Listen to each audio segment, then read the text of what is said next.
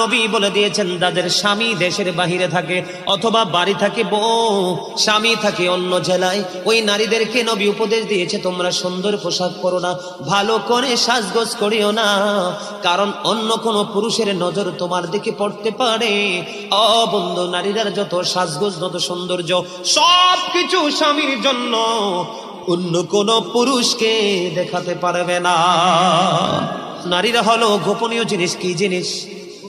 গোপনীয় জিনিস। তারা থাকবে পর্দার ভিতরে, ঘর থেকে বের হলেও পর্দা নিয়ে বের হবে। যখন মহিলারা পর্দার বাহিরে চলে আসে গো, আমার নবী বলেছেন শয়তান তখন তাদেরকে দেখে উকি ঝুঁকি দেয়। মহিলারা যখন বন্ধু পর্দার বাইরে যায়, দর্শনের শিকার হয়। কথা বলে না? আজকে পৃথিবীর ইতিহাসে তথা বাংলাদেশের ইতিহাসে দেখেন, একটা ইতিহাস দেখাতে পারবেন না একটা পর্দা